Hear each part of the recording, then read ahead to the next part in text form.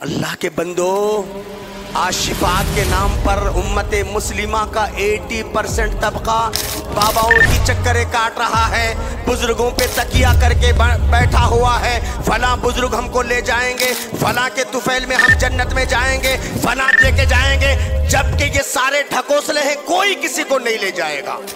ارے بابا، یہ ذہن سے نکال دو، جب انبیاء کچھ نہیں کر پائیں گے، چے جائے گے کوئی؟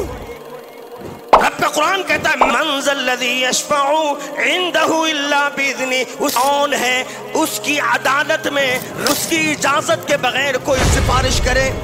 کس کی کیا مجال ہے کہ فلاں بزرگ بچائیں گے، فلاں بابا؟ نہیں، پیارے نبی نے کہا الصوم والقرآن یشفعان للعبد، لوگوں روزہ اور قرآن اب یہ قیامت کے دن سفارش کریں گے۔ روزہ اور قرآن بہترین ساتھی۔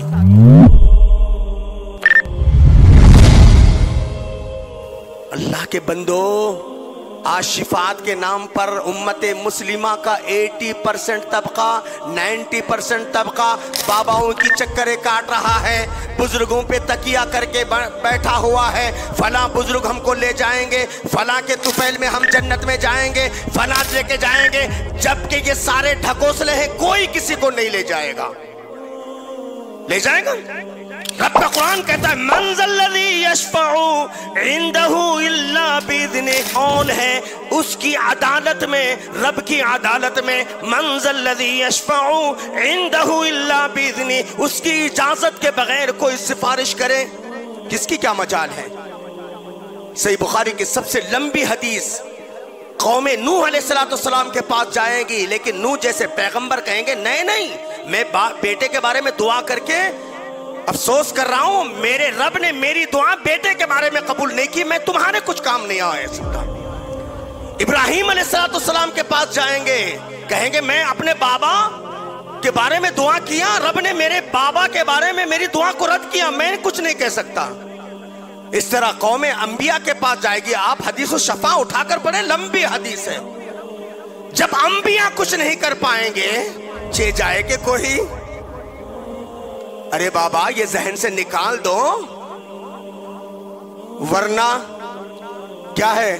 جن پہ تکیہ تھا وہی پتے، باغبان آنچ دی میرے نشے من کے لیے، باغبان آنچ دی میرے نشے من کے لیے، جن پہ تکیہ تھا وہی پتے ہوا دینے لگے کہ فلاں بزرگ بچائیں گے، فلاں بابا؟ نہیں، اللہ تبارک و تعالی نے، اللہ کے نبی صلی اللہ علیہ وسلم نے ضمانت دی، اور پیارے نبی کے زبان مبارک سے نکلے ہوئے کلمات پیارے نبی کے نہیں، اللہ نے خود اس بات کی ضمانت دی وَمَا يَنْطِقُ عَنِ الْهَوَىٰ إِنْ هُوَ إِلَّا وَحْيٌ يُوحَىٰ، میرے نبی اپنے من سے کچھ نہیں کہتے، إِنْ هُوَ إِلَّا وَحْيٌ يُوحَىٰ، جو کچھ وحی ہوتی ہے۔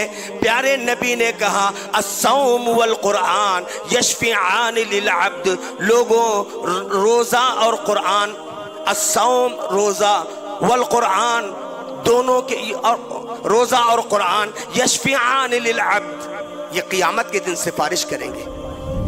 روزہ کہیں اے ربی انا منعتو من الطعام والشہوات، میرے رب میں نے 11 گھنٹے 12 گھنٹے 13 گھنٹے معصوم بچوں سے لے کر بزرگوں تک کھانے پینے سے روکا تھا، فشفعنی، میری سفارش قبول کر، فشفع اللہ، اللہ کے نبی نے کہا اللہ روزے کی سفارش قبول کرے گا۔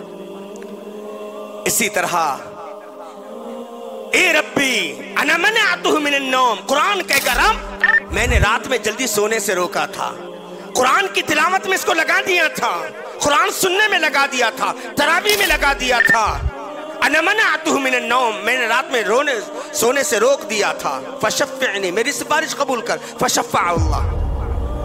تو روزہ اور قرآن بہترین ساتھی، اتنے اچھے ساتھی، میرے اور آپ کے ماں باپ سے بڑھ کر ساتھی، میرے اور آپ کی اولاد سے بڑھ کر، یہ جب تک سانس ہے تب تک آس ہے، سب رشتے ٹوٹ جائیں گے، قبر کی تاریکی میں کوئی نہیں آئے گا، لیکن صحیح بخاری کی حدیث بتاتی ہے روزہ قبر میں آئے گا، قرآن قبر میں اس کے لیے نجات کا ذریعہ بنے گا، اعمال صالحہ اس کے لیے نجات کا ذریعہ بنے گے۔